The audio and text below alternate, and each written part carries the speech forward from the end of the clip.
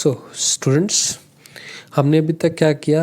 हमने equation formulate की, उसके बाद सॉल्यूशन एज्यूम किया, उसके बाद ए फेज़र को डिराइव किया, फिर कॉम्प्लेक्स स्पेस की बात की, फिर इम्पीडेंस ट्रायंगल की बात की, उसके बाद जेड फेज़र के बारे में कुछ बातें की, रियल, इमेजिनरी एट्सेट्रा।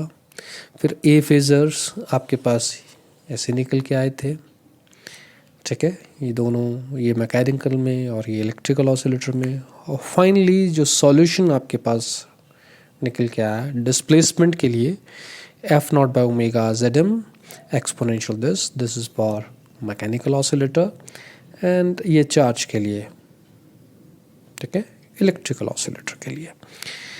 अब अगर मैं मैकेनिकल ऑसिलेटर में बात करूं तो कैसे आगे बढ़ूंगा? मुझे सबसे पहले क्या चाहिए होगी? डिस्प्लेसमेंट। डिस्प्लेसमेंट के लिए एक्सप्रेशन आपके पास सामने आ चुका है। अब डिस्प्लेसमेंट का एक्सप्रेशन अगर ये है तो what will be velocity? D by D T of X phasor, F naught by omega Z M as it is रख दिया हमने। अब एक्सपोनेंशियल पार्ट का डेरिवेटिव करना है, तो आपको पता है एक्सपोनेंशियल का डेरिवेटिव एक्सपोनेंशियल फॉर्म में आ जाता है, और साथ में जो एक्सपोनेंट है उसका डेरिवेटिव मल्टीप्लाई होता है। Phi is a constant, pi by 2 is a constant, इनके डेरिवेटिव 0 हो जाएंगे। आयोटा ओमेगा कांस्टेंट, टी का derivative with respect to T 1 बनेगा, तो आयोटा ओमेगा रह जाएगा, तो आपके पास साथ में आयोटा ओमेगा आ गया। लेकिन आपको पता है iota is exponential iota pi by 2, exponential iota pi by 2, तो इसमें आयोटा लगा लीजिएगा, it is exponential iota pi by 2। तो इस एक्सपोनेंशियल वाले पार्ट में एक्सपोनेंशियल आयोटा पाई बाय 2 जब ऐड होगा, अब देखो इसमें प्लस पाई बाय 2 आ चुका है और ये माइनस पाई बाय 2 है, ये दोनों क्या हो जाएंगे? कैंसिल, और रह क्या जाएगा? Omega T minus phi. तो रह गया सिर्फ ओमेगा टी माइनस फाई। बाकी देखिए ये ओमेगा और ये ओमेगा कैंसिल हो गए, और ये F naught by Z M, F naught by Z M. तो फाइनली क्या बना? F naught by Z M exponential iota omega T minus phi, क्योंकि ये पाई बाय 2 और पाई बाय 2 कैंसिल हो चुके हैं। तो वेलोसिटी के लिए एक्सप्रेशन आपके पास ये आ गया। अगर मैं एक्सेलरेशन की बात करूं तो एक बार फिर आप डेरिवेटिव कीजिए। तो एक्सेलरेशन में आप क्या करोगे? F naught by Z M as it is, exponential part का डेरिवेटिव होगा, एक्सपोनेंशियल पार्ट क्या है? Exponential iota omega T minus phi, ये एज इट इज लिख दिया। फिर जो एक्सपोनेंट है उसका डेरिवेटिव साथ में मल्टीप्लाई होगा, जो क्या होगा? आयोटा ओमेगा, बिल्कुल सिमिलर सेंस में। और आयोटा फिर आपके पास क्या है? Exponential iota pi by 2, iota लगा लेना आपने, क्योंकि यहाँ फिर आयोटा कॉमन आएगा। तो आपके पास क्या बनेगा? ओमेगा, इसके साथ ऊपर न्यूमरेटर में मल्टीप्लाई कर लो, या फिर डिनोमिनेटर में लेके जाओगे तो ओमेगा -1 की फॉर्म में। तो F naught divided by omega raise to -1 Z M ये बन जाएगा, और यहाँ से पाई बाय 2 ऐड हो जाएगा, तो exponential iota omega T minus five plus pi by 2 ऐसा बन जाएगा। तो ये एक्सेलरेशन फेजर आपके पास होगा। अगर मैं इन तीनों में बात करूं तो फटाफट अगर याद करना हो तो देखिए यहाँ एफ नॉट बाय ओमेगा, ये एम्पलीट्यूड्स हैं, ठीक है, F naught by omega Z M.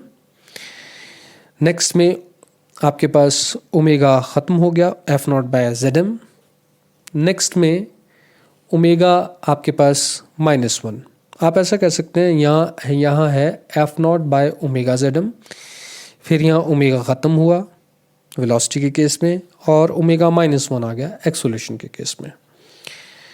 और अगर फेज़ की बात करें तो देखिए यहाँ है omega T -5 minus pi by 2, next के केस में प्लस पाई बाय 2 हो जा रहा है, मतलब ये माइनस पाई बाय 2 कैंसिल हो जा रहा है, तो ओमेगा टी -5, और नेक्स्ट में फिर पाई बाय 2 एक एक्स्ट्रा और ऐड हो जा रहा है, तो ये पाई बाय 2। तो इसमें पाई बाय 2 का सीक्वेंस में फ़र्क आ रहा है। यही फेज डिफरेंसेस होंगे रादर किसके बीच में? डिस्प्लेसमेंट, वेलोसिटी और एक्सेलरेशन के बीच में पाई बाय 2 का फ़र्क आता रहेगा। और जहाँ तक एम्पलीट्यूड का सवाल है, एम्पलीट्यूड में ओमेगा में, ठीक है, पहले में ओमेगा था, फिर आपके पास ओमेगा नहीं रहा, फिर ओमेगा -1 हो गया, ऐसा आप याद रखिएगा। जहाँ तक सवाल इलेक्ट्रिकल ऑसिलेटर का है, तो इलेक्ट्रिकल ऑसिलेटर में क्यू के लिए ये आ गया आपके पास एक्सप्रेशन। और voltage phasor across capacitor, capacitor के अक्रॉस वोल्टेज क्या होती है, that is Q by C, Q phasor form में, तो 1/c और ये सारा, ठीक है,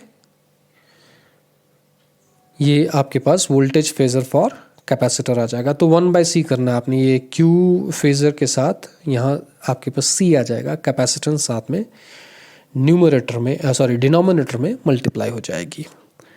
फिर voltage across resistance phasor notation में ये क्या होगा, RI, और I is dq by dt।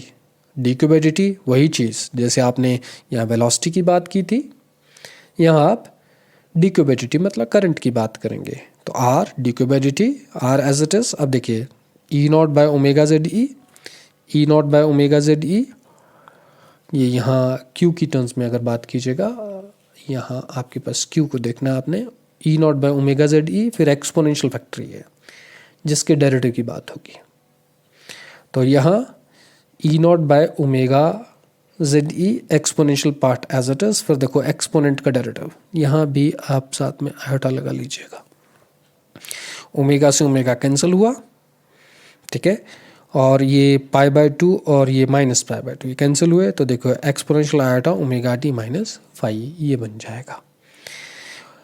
यहाँ आपके पास मैकेनिकल ऑसिलेटर में क्या आया था, अगर मैं वेलोसिटी की बात करूँ F0 बाय ZM, यहाँ करंट की बात होगी E0 by ZE, R multiply साथ में हो रहा है, अगर करंट की बात करेंगे तो E0 बाय ZE आएगा, R नहीं आएगा। लेकिन वोल्टेज फेजर अगर मैं रेजिस्टेंस के क्रॉस की बात करता हूँ, R से मल्टीप्लाई करना पड़ेगा because it is RI, I is dq by dt। तो ये वेलोसिटी और VR फेजर इक्वलेंट हैं, बस ये R का फैक्टर एक्स्ट्रा है, अगर करंट आ जाए तो ये R का फैक्टर नहीं होगा। बाकी फिर देखिए यहाँ F0 होगा, यहाँ E0 होगा, यहाँ ZM होगा, यहाँ ZE होगा, exponential iota omega t minus five, exponential iota omega t minus five, वैसे के वैसे रहेगा। एक्सेलेरेशन की बात अब यहाँ कर चुके हैं, लेकिन यहाँ अभी करंट के डेरिवेटिव की बातें हम करने को हैं। तो अगर मैं बात करूँ कि करंट के लिए, करंट के डेरिवेटिव की टर्म में, तो क्यों करनी पड़ रही है, voltage phasor across inductor L, वो क्या होता है L di/dt। तो देखो आपको फर्दर I का डेरिवेटिव करना पड़ेगा, और I आप पहले बता चुके हो, I किसके बराबर है, I फेजर, वैसे हमने RI फेजर बताया था, तो R वहाँ था, मैं R को कंसिडर नहीं कर रहा हूँ, तो I फेजर आपके पास किसके बराबर निकल के आया था, E0 by ZE exponential iota omega t minus five. तो अगर मैं सिर्फ dq बाई dt की बात करूं, मतलब करंट की बात करूं, तो ये R नहीं होगा, और अगर R लगा देता हूं तो VR फेजर बन जाएगा। तो E0 by ZE exponential this, इसके मैं डेरिवेटिव की बात क्यों कर रहा हूँ, क्योंकि वोल्टेज अक्रॉस इंडक्टर वो क्या होता है, दैट इज L di/dt। तो di/dt मुझे इसका डेरिवेटिव करना पड़ेगा L एज इट इज, और E0 बाय ZE, ठीक है, exponential iota omega t minus five as it is, फिर इसका डेरिवेटिव साथ में मल्टीप्लाई होगा, जो क्या होगा, आयोटा ओमेगा, आयोटा ओमेगा। अब देखो ये ओमेगा डिनोमिनेटर में जाके ओमेगा -1 बन जाएगा, तो L E0 divided by omega -1 ZE exponential iota omega t minus five. अब देखिए ये आयोटा जो है वो क्या होगा, एक्सपोनेंशियल आयोटा π/2। ऐसा होते ही ये यहाँ एक्सपोनेंट वाले पार्ट में मैं ऐड कर दूंगा, तो प्लस π/2 हो जाएगा, इस तरीके से, बिल्कुल वैसे ही जैसे हमने एक्सेलरेशन की बात की थी मैकेनिकल ऑसिलेटर में, मैकेनिकल फोर्स्ड ऑसिलेटर में, वैसे ही आप यहाँ बात कर रहे हैं, L से मल्टीप्लाई कर रहे हैं, बिकॉज हम वोल्टेज फेजर अक्रॉस इंडक्टर की बात कर रहे हैं। तो सिमिलर क्योंकि एनालिसिस है इसलिए मैंने पैरेलल चलाए हैं, आपको एक एनालिसिस आता होगा तो दूसरा भी ऑटोमेटिकली साथ साथ में हो जाएगा। तो फाइनली ये चीज़ें आपके पास निकल के आई। नाउ वी समराइज कि लास्ट में अभी हुआ क्या।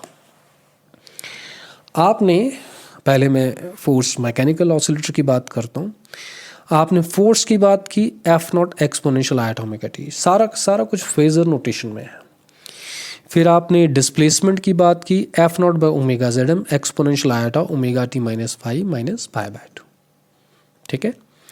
फिर वेलोसिटी फेजर की बात की तो मैंने बताया था ओमेगा ख़त्म कर दो और यहाँ पाई बाय 2 ख़त्म कर दो, ठीक है। मैं याद रखने का तरीका बता रहा हूँ, अदरवाइज पूरा एनालिसिस आपने कर लिया है। तो F naught by Z M exponential iota omega T minus 5। फिर अगर मैं एक्सेलरेशन फेजर की बात करता हूँ तो F naught by omega -1 Z M. तो देखो तीनों में यहाँ F naught by omega Z M है, यहाँ ओमेगा ख़त्म हुआ और यहाँ ओमेगा -1 आ गया। एज इफ एम्पलीट्यूड्स में ओमेगा -1 डिनोमिनेटर में मल्टीप्लाई होता जा रहा है। हालांकि ये कोई वे नहीं है, पर याद रखने का तरीका आप कह सकते हैं। यहाँ -पाई/2 था, यहाँ पाई/2 प्लस हो गया एक किस्म से, आप ऐसा कह सकते हैं। ये पाई/2 ख़त्म हो गया फिर, और लास्ट में पाई/2 फर्दर ऐड हो गया तो प्लस पाई/2। तो ये फेजेस की अगर बात की जाए इस तरीके से, जहाँ तक आप जेडम की बात करते हो तो जेडम आपको मैंने पूरा बताया था इम्पीडेंस ट्रायंगल में भी। तो ये आपके पास जेडम है, तो क्या बनता है r² plus m omega minus s by omega square under root, तो ये बन जाएगा। टेंजेंट फाई की बात करें, m omega minus s by omega divided by r। तो फाई भी जो इन इक्वेशंस में आ रहा है, इन फाई की भी अगर बात की जाए, ये फाई है, ये फाई है, ये फाई है, तो उसमें टेंजेंट फाई मतलब फाई को कैसे फाइनली बताएंगे, m omega minus s by omega divided by r।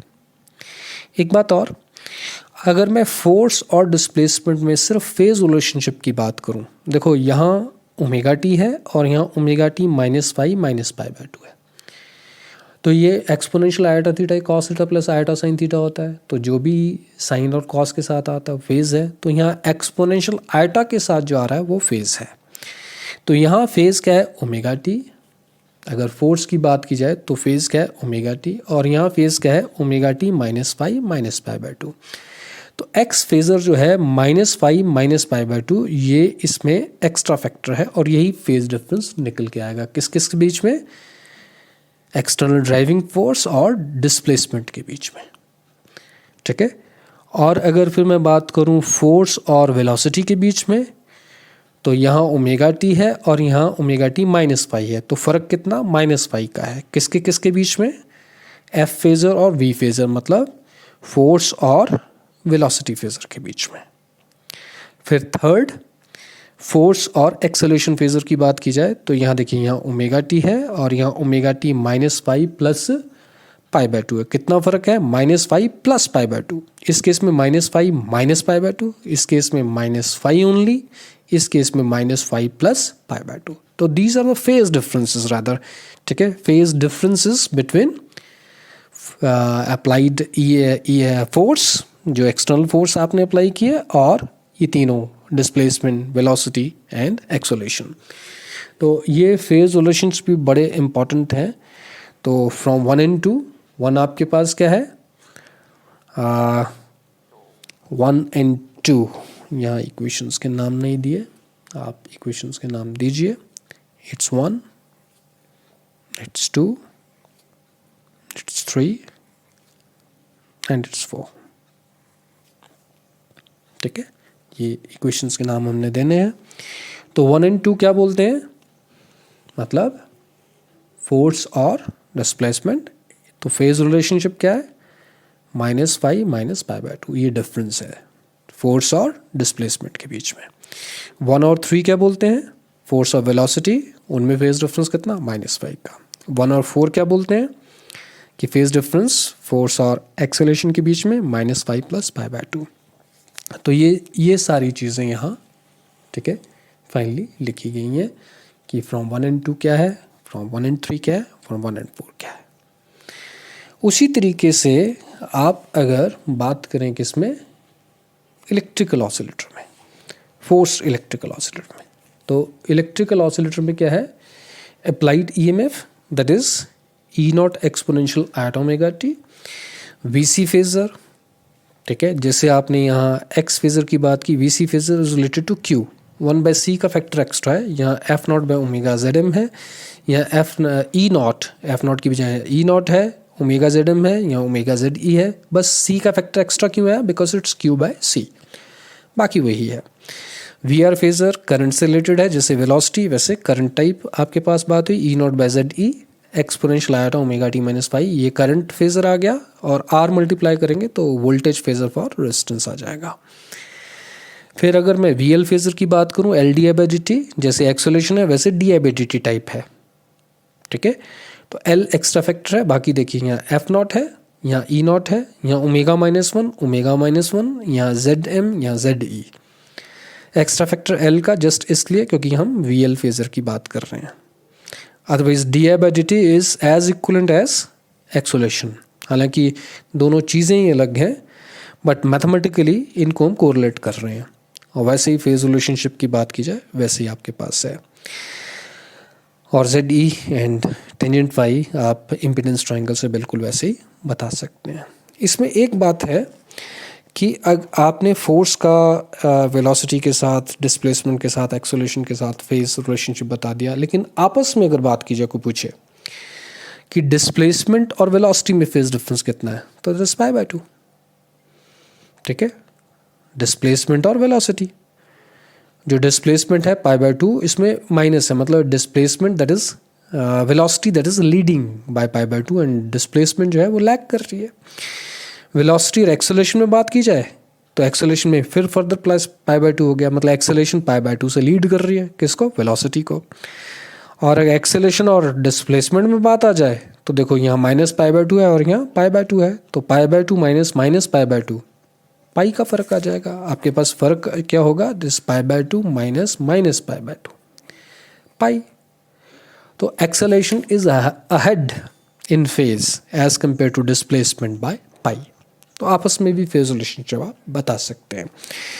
जहाँ तक सवाल इलेक्ट्रिकल ऑसिलेटर का है, ये आपने +2 में भी पढ़ा होगा, इसमें भी अगर मैं बात करूँ what is phase relationship between V C phasor, V R phasor and V L phasor, तो जो वी सी फेजर है और वी आर फेजर में कौन सा लीड कर रहा है, लीड कर रहा है वी आर फेजर।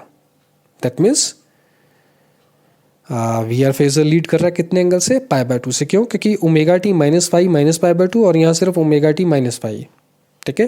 तो इसमें माइनस पाई बाय 2 है, इसका मतलब वी सी फेजर क्या कर रहा है, लैग कर रहा है। अब देख लीजिए आप, अगर आपने ये +2 में भी किया होगा, अब देखिए ये o c phasor is v C phasor और ये वी आर फेजर आ गया, तो ये पाई बाय 2 का फर्क आ गया, तो ओ सी फेजर को, ठीक है, पीछे रखा गया है bye phase angle pi by 2।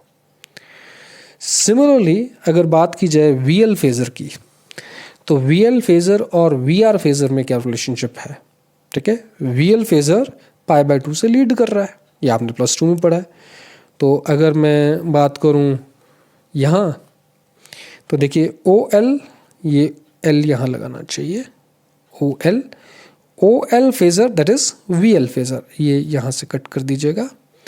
O L phasor is V L phasor and O R phasor is V R phasor. तो देखो इसको आगे रखा गया by phase angle pi by 2, तो वी आर फेजर, वी सी फेजर, वी एल फेजर के बीच में ये देखो ये रिलेशनशिप है, और ये आपने +2 में भी पढ़ा होगा, ये एग्जैक्टली उसी फॉर्म में आ चुका है।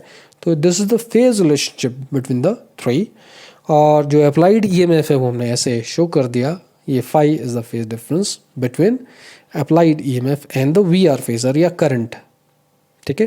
क्योंकि करंट और V R phasor in phase होंगे, क्योंकि सिंपल सी बात, आपने लिखा V R phasor and R I phasor, तो आर का ही फर्क है, आर अगर नहीं होगा तो करंट फेजर है। तो वी आर फेजर और करंट फेजर आपके पास ये है, they are in same phase.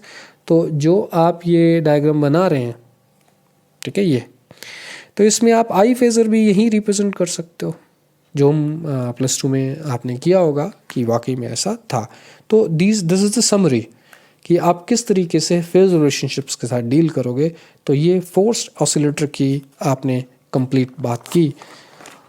तो आप फाइनली हम क्या बोल सकते हैं कि द वेलोसिटी फेजर, ठीक है, that leads x phasor by pi by 2. Acceleration leads velocity phasor by pi by 2 and acceleration leads displacement phasor by pi. ये सारी बातें अब आपके ध्यान में रहें और बाकी बातें फिर हम नेक्स्ट वीडियो में करेंगे.